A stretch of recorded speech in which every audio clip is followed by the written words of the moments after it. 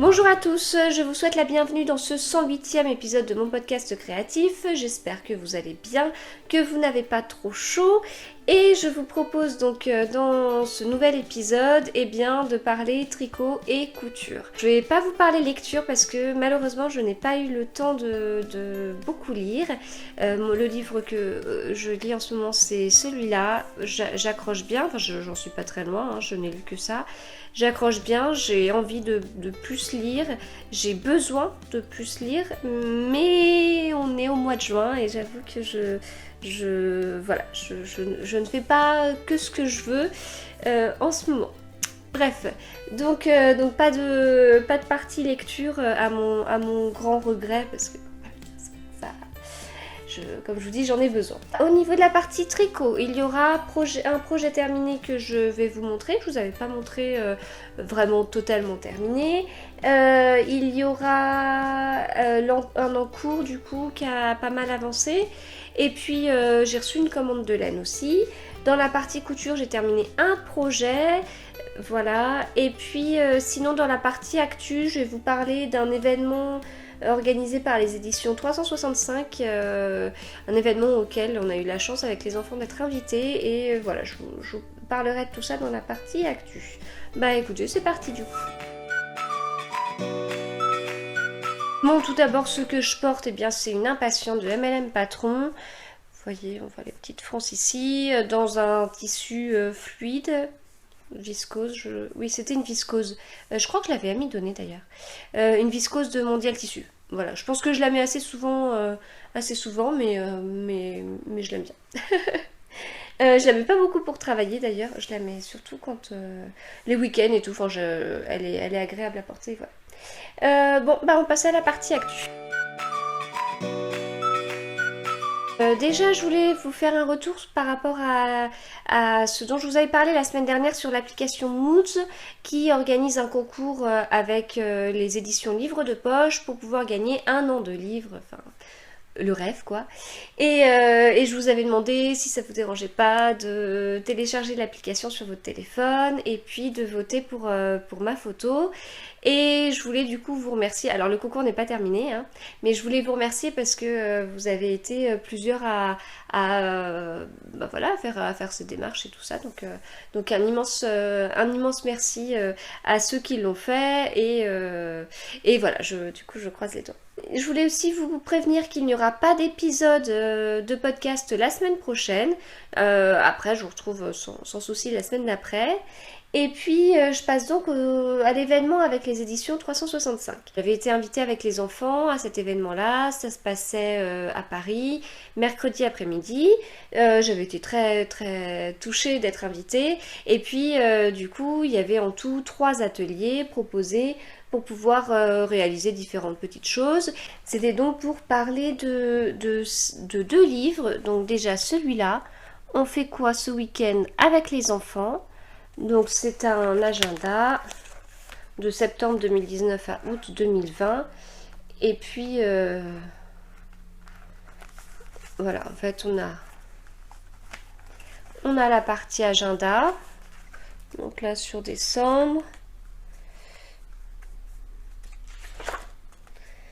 Voilà, on a tous les week-ends en fait. Et puis à côté, on a une petite partie avec une activité à faire. Voilà, donc c'est lié à chaque fois à la période. Donc là, on avait un petit, comme c'était sur fin décembre, on avait un petit bricolage de Noël. Et là, par exemple, si je vous montre au mois d'août, il y a un atelier sur le plus beau des châteaux. Et puis voilà, un petit truc sur les châteaux de sable. Voilà, donc je trouvais que c'était vraiment une bonne idée parce qu'on n'a pas toujours les idées. Et parce que c'est un peu ce que la personne qui a eu toutes ces idées d'activités et tout, c'est la personne qui a animé les ateliers enfants, et elle expliquait que voilà, les week-ends, les parents avaient eu leur semaine chargée, que le week-end ils avaient envie de un peu se reposer et souffler, et que en revanche les enfants le week-end ils étaient d'attaque pour faire plein de choses, et donc voilà, du coup ça peut aider, à trouver des idées et tout ça. Donc je trouvais ça vraiment super sympa. Et puis donc l'autre livre, c'est On fait quoi ce week-end spécial DIY. Et pour le coup, eh bien, c'est plutôt un livre pour adultes, hein. Enfin, quoique, peut-être qu'avec les enfants, ça peut passer. Mais du coup, c'est de la même façon, hein. On a la partie agenda avec les week-ends. Et puis, on a une idée créative. Donc ici, magnettes pour frigo. Juste avant, on a marinière à message. Qu'est-ce que je peux vous montrer d'autre? Une couronne pour la galette des rois. Et là, accessoires pour séance photo. Enfin voilà, c'est super, super bien fait aussi. C'est de très nombreuses idées. Vraiment, enfin je trouve ça impressionnant quand même, une idée par week-end, ça fait quand même beaucoup. Surtout des idées différentes, etc. Donc voilà, je trouve que c'est très bien fait, pardon. Les deux sont au prix de 14,90 € l'un, voilà. Donc du coup, on nous a offert ces deux livres, ainsi que ce tableau hebdomadaire de mes émotions, et que je trouve aussi très très bien fait.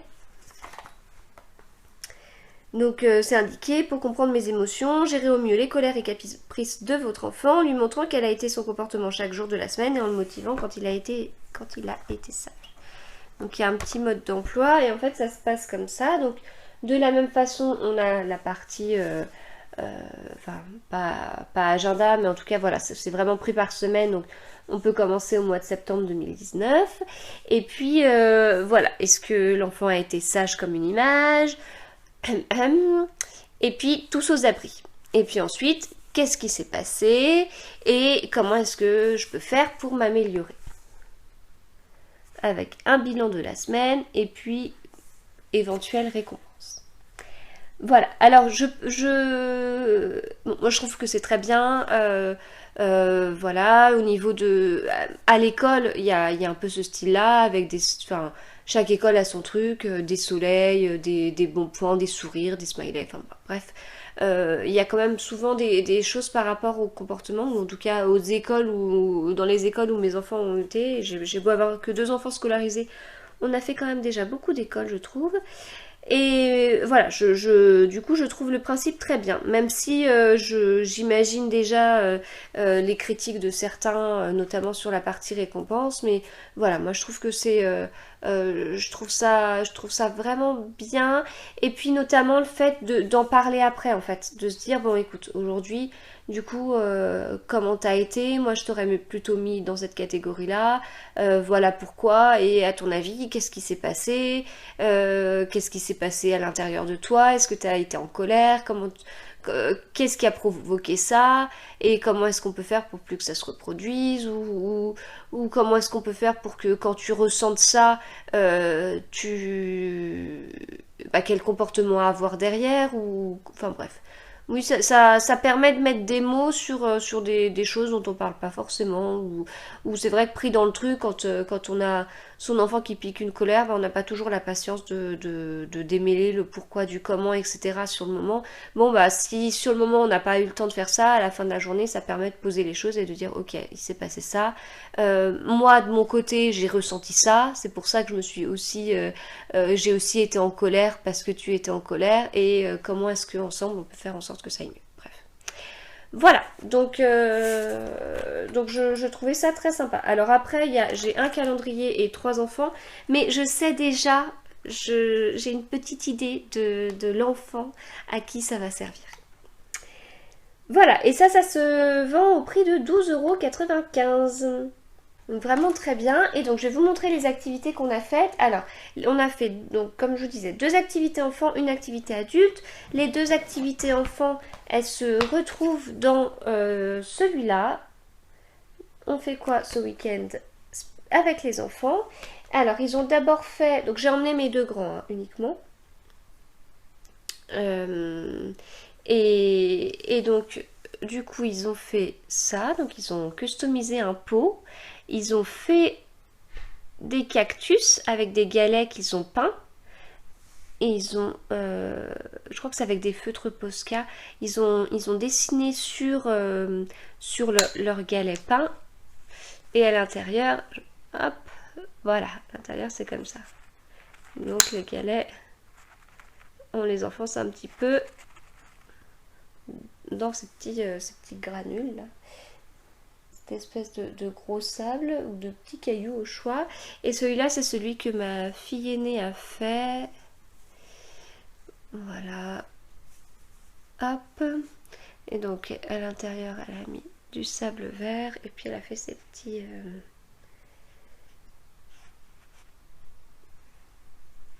Ah, zut! Je vais vous montrer en penchant. Et puis, du coup, ça tient plus.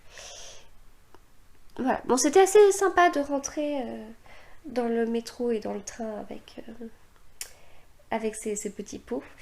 Et ils ont commencé aussi, mais on n'a pas eu le temps de terminer, je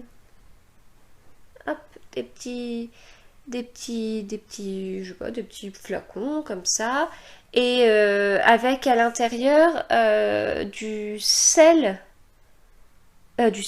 pardon, n'importe quoi, du sucre, voilà, du sucre coloré.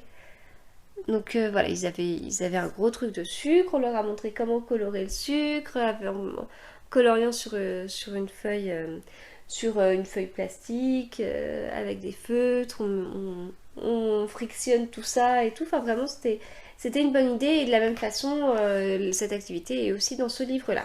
Et alors on a fait une autre activité dans ce livre-là avec les mamans. Et donc c'était réaliser un bracelet. Donc voilà le bracelet que j'ai réalisé.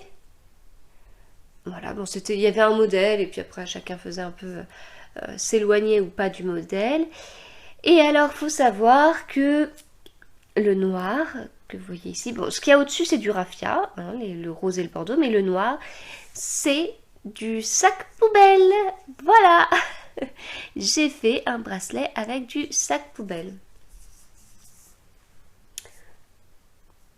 J'ai hésité à faire tout le tour ou à laisser une partie, mais j'aimais bien le fait de laisser une partie. Enfin, voilà. Donc voilà, c'était assez rigolo. Bon, et bien du coup j'ai terminé la partie actu et on va passer à la partie tricot. Le tricot terminé que je peux vous montrer, eh bien c'est sans surprise le Margot de Langue avec Anna.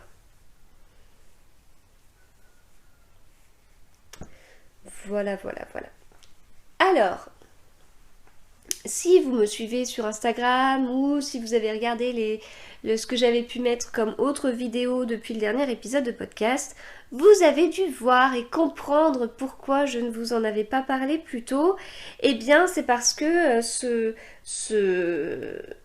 gilet Margot, que j'ai pris beaucoup de plaisir à tricoter, hein, ça par contre vous êtes au courant, eh bien je l'ai réalisé dans une qualité AD, mais cette qualité c'est une nouvelle base en fait que AD a sorti samedi et il s'agit d'une base de mérino, cachemire et soie, ce qui est assez original parce qu'on voit souvent du mérino, cachemire, nylon, mais le mérino, cachemire et soie, ça change.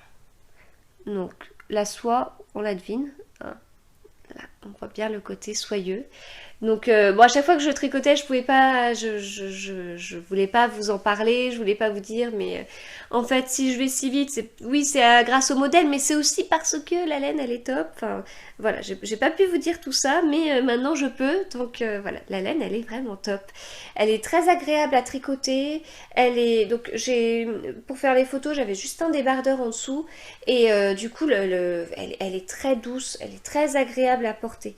Alors il y a plein de laines hein, qui sont douces, hein, notamment d'AD, la Baby Camel que je suis en train de tricoter sur le Quiet Stars, elle est très douce, le Ravello en yak, c'est très doux, mais en fait c'est des douceurs différentes, c'est très rigolo quoi.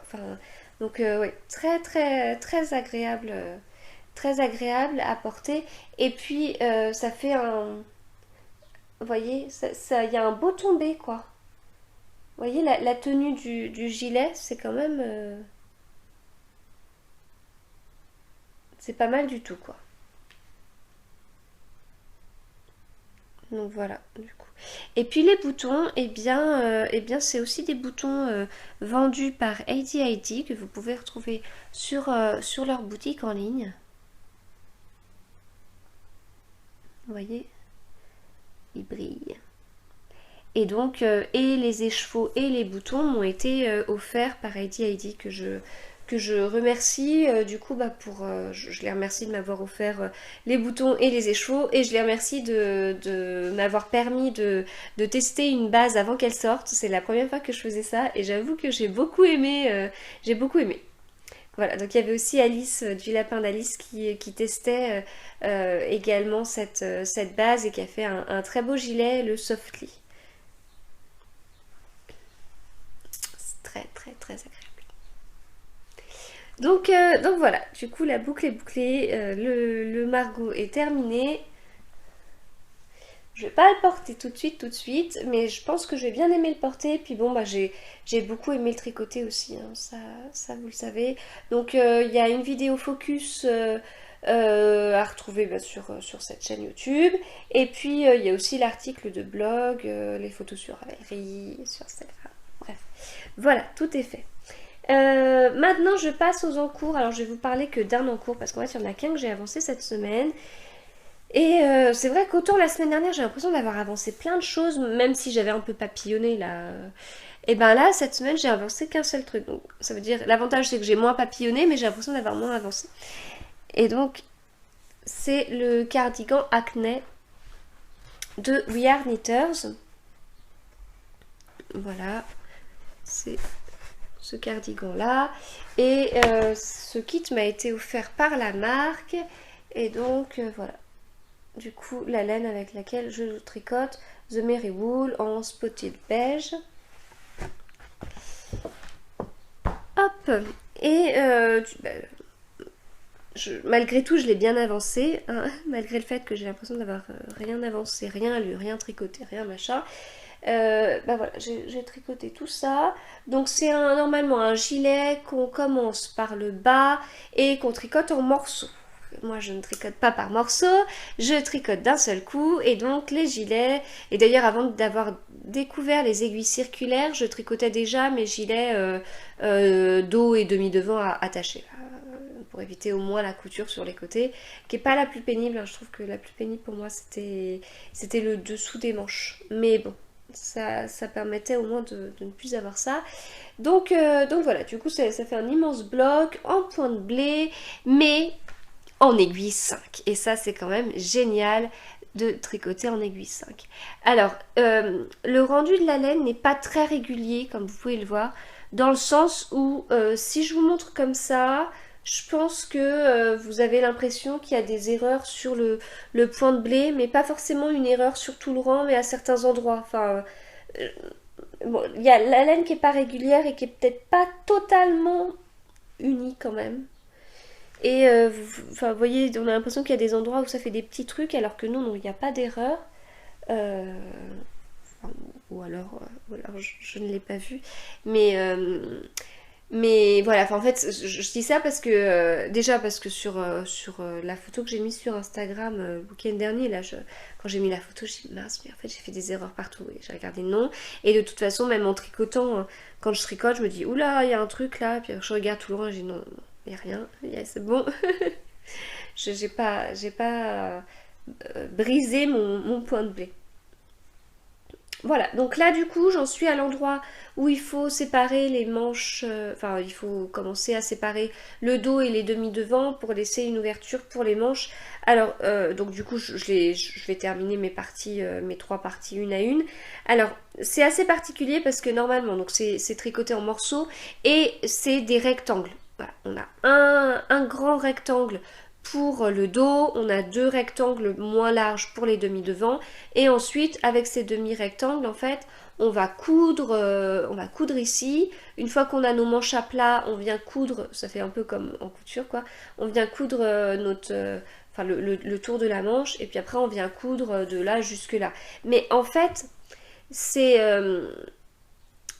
en fait, enfin, si je vous dis tout ça, c'est que c'est pas le savoir à combien de centimètres s'arrêter pour séparer comme je fais mon dos et mes demi-devants, c'est pas évident parce que enfin puisque ce sont juste des rectangles et qu'ils expliquent qu'en fait on a juste à coudre la tête de manche comme on peut quoi, et bien en fait il n'y a pas de longueur exacte sur cette longueur de manche, etc. Donc après en revanche on a les mesures de tous les rectangles, donc du coup en prenant la mesure totale de la tête de manche, et du coup en la divisant par deux, etc., comme elle est repliée, on sait à peu près où s'arrêter quoi. Mais c'est pas immédiat, enfin voilà. Donc voilà pour ce tricot là. Et sinon j'ai fait des achats de laine, enfin un achat en l'occurrence. C'est chez Boucle Laine parce que je vais faire un test pour Coraline Malorae, et ce test sera avec Boucle Laine, et du coup j'ai profité de l'occasion, désolée pour le bruit, pour leur commander de la laine. Alors Boucle Laine, j'en avais déjà entendu parler sur Instagram, voilà, par plusieurs comptes Instagram, déjà leur compte Instagram, mais avant c'est d'avoir vu des photos de nos différentes Instagrammeuses qui m'ont fait découvrir cette marque, et c'est une marque qui est très intéressante puisque c'est de la laine rustique, de la jolie laine rustique, pour pouvoir notamment faire des jacquards. Voilà, puisque le temps passe et je continue à toujours aimer faire des jacquards. Du coup, je les ai connus comme ça. J'avais vu les stands sur plusieurs salons, grands ou petits. Enfin, je pense au Knit et je pense à Rambouillet. Et puis il y avait aussi le fil de la Manche. Et j'avais pas encore craqué et tout, mais c'est vrai que je trouvais ça très intéressant au niveau des couleurs, du fil, enfin bref. Et puis voilà, du coup ça a été l'occasion. Alors du coup, les couleurs que j'ai choisies, c'est zone aphotique, qui est bleu. C'est bleu. Ouais, je pense que là ça va. C'est un magnifique bleu. Vraiment, il est très très très très beau. Et au niveau de la laine, c'est de la Mérino Angora 10, donc il y a 90% de Mérino d'Arles élevé en France et 10% d'Angora élevé en Loire-Atlantique et en Bretagne. Donc, leurs étiquettes sont très sympas. Boucle Laine, c'est du fil fabriqué à partir de toisons françaises dans des ateliers familiaux en Haute-Loire, Creuse et Bretagne. Donc ça c'est chouette aussi du coup. Je me lasse pas de ce bleu, hein. Il est beau, hein, on est d'accord. Hein. Au niveau des autres couleurs, j'ai pris aussi, parce que ce sera un jacquard justement, toujours dans cette base Mérino Angora 10, j'ai pris le coloris Seigle, qui là se voit beaucoup mieux, j'ai pas besoin de faire je ne sais quoi, vous voyez bien ce qu'il faut voir. Et puis l'autre couleur, c'est Pollen en pelote, en 50 grammes, c'est bien aussi ça que ce soit vendu en 100 ou en 50. Je crois qu'ils font aussi d'autres... des pelotes plus petites, mais je sais plus exactement combien. Voilà, Pollen en pelote. Donc du coup, si on remet les couleurs ensemble, voilà, on est sur ça. Donc je vous en parlerai plus tard. Hein. J'ai vraiment hâte en tout cas de tricoter ces pelotes. Je vais donc passer maintenant à la partie couture. Concernant la partie couture, j'ai terminé un seul projet et il s'agit d'un body. Voilà, un body, c'est la première fois que je couds un body. C'est un body pour ma fille aînée et c'est C'est un body, donc le modèle s'appelle Woogie, et c'est une collaboration entre, d'un côté, Petit Dôme, c'est la première fois que je couds un de ses patrons, donc je suis bien contente, et collaboration avec Des Étoiles et des Pois, Muriel. Voilà, et donc elles ont eu la gentillesse de m'offrir leur patron et j'en suis super contente. Donc voilà, je suis très, très touchée qu'elle me l'ait offert. Et quand j'en ai parlé du coup à ma grande, parce que c'est un patron qui va du 6 ans au 16 ans. Et ben du coup ma grande elle était super contente et puis voilà, elle voulait savoir c'est quoi un body. Ah, c'est comme un... Ça veut dire que c'est un body comme pour les bébés où on enlève avec des pressions en bas et tout ça. Enfin voilà, bref elle a été... du coup, ça l'intéressait. On a choisi ensemble la version, les tissus et tout ça. Donc, faut savoir que moi, je n'avais rien. J'avais rien à la maison pour pouvoir le réaliser.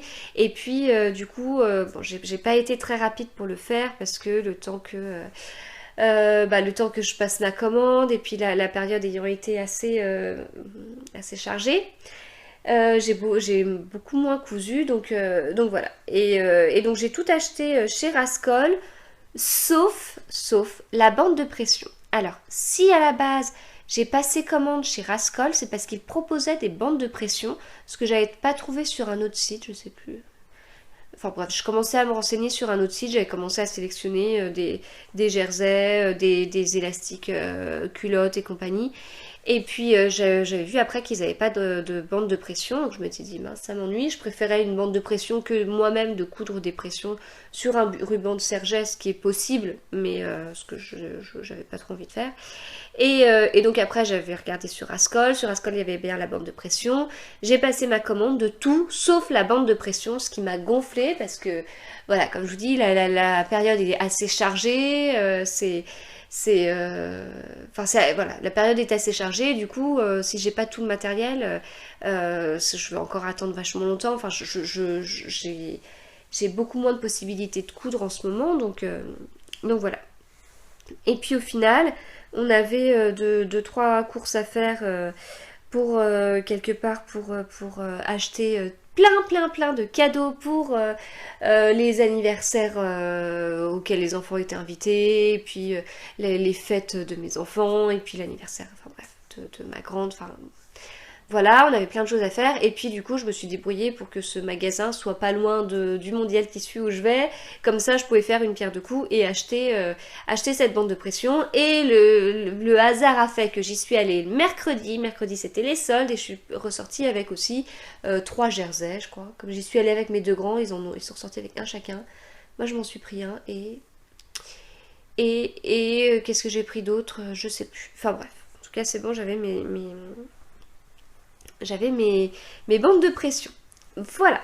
Donc, du coup, ma fille a choisi ce tissu-là, qu'on a déjà vu, hein, mais que j'aime beaucoup quand même. Des jolies cerises.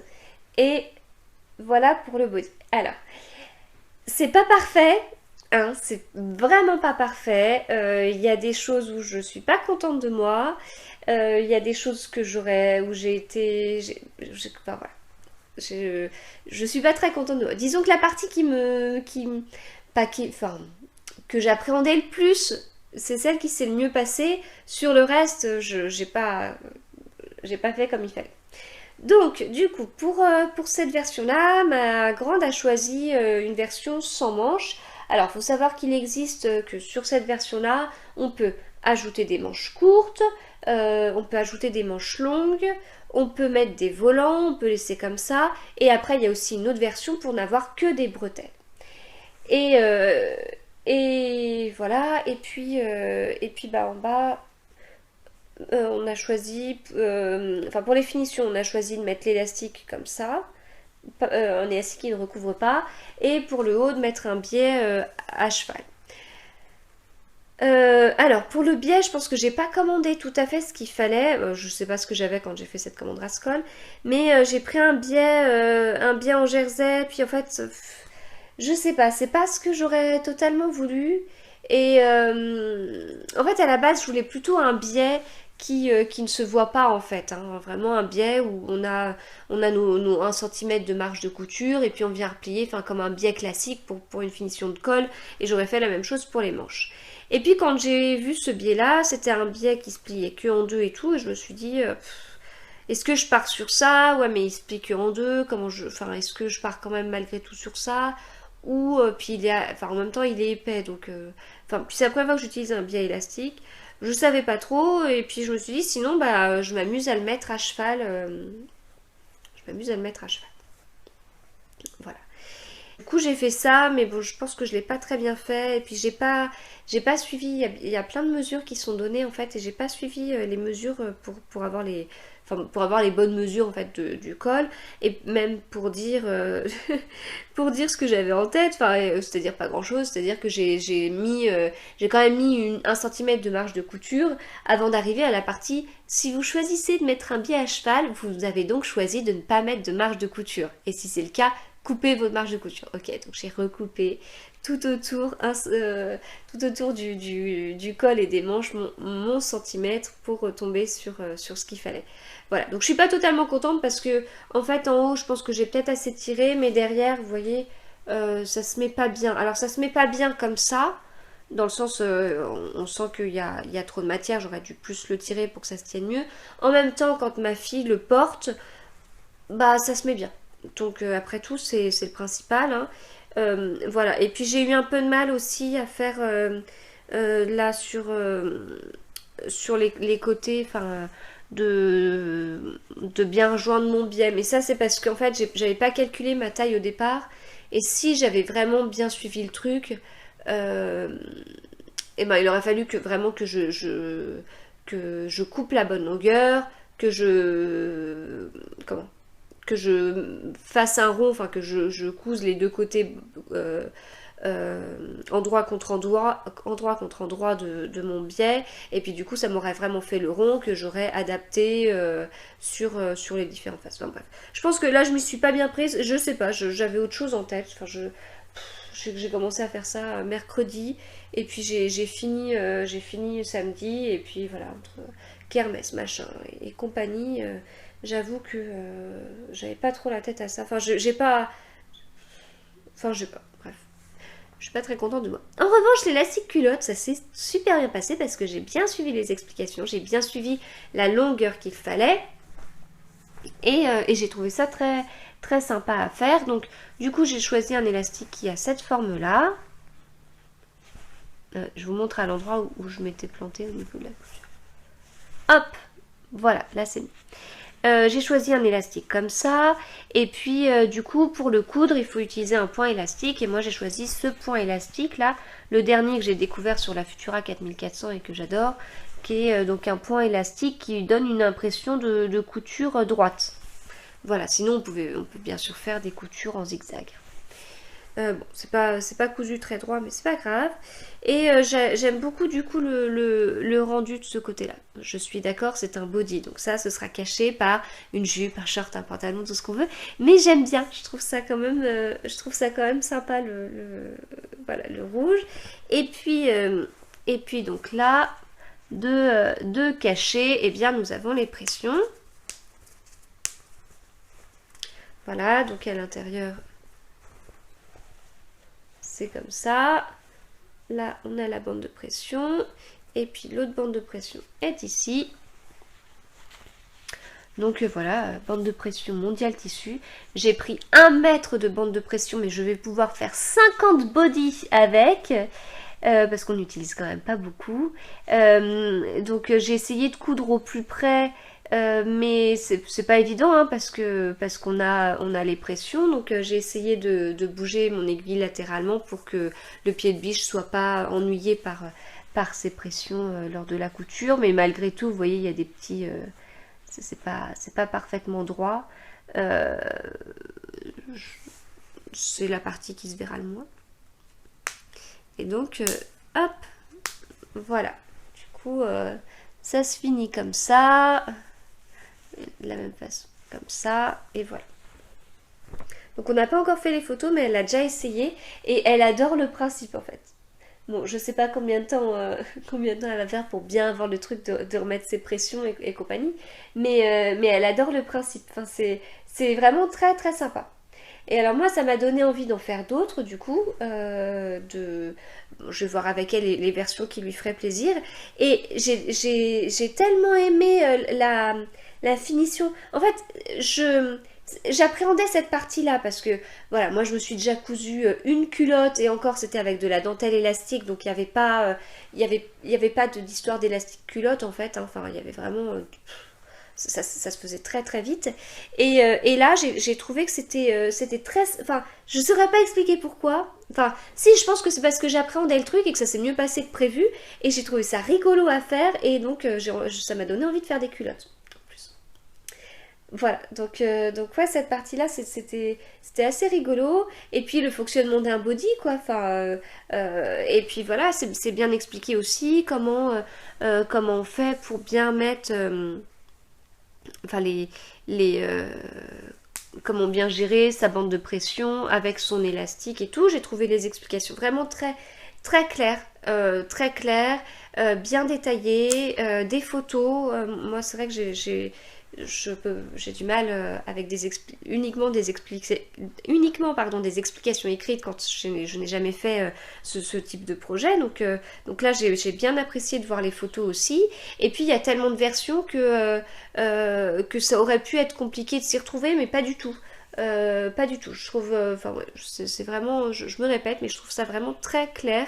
Donc voilà. Et pour un projet vraiment sympa quoi. Enfin moi je vous dis ma fille elle connaissait pas trop le principe et tout avant de dire ah mais attends, mais c'est comme les bodys que ma petite soeur avait, bah oui, et que toi t'avais aussi bébé, mais c'est pas, enfin voilà, c'est très sympa. Puis elle a l'impression du coup d'avoir un maillot de bain quoi. Voilà, donc un immense merci à Petit Dom et des étoiles et des pois pour m'avoir offert ce super patron. Et bien du coup, je termine là, hein, puisque je n'avais pas d'autres parties, je n'avais pas d'autres choses à vous dire aujourd'hui. Donc je me répète, mais il n'y aura pas d'épisode de podcast la semaine prochaine. De toute façon, ça permettra de faire une semaine off et de éventuellement rattraper toutes les autres vidéos que j'ai pu mettre entre temps, parce que avant cet épisode-là, il y en aura eu pas mal, hein, avec vidéo focus, vidéo bilan du mois et compagnie. Eh bien, je vous souhaite du coup 2 excellentes semaines. Tricotez bien, cousez bien, faites ce que vous voulez et à bientôt!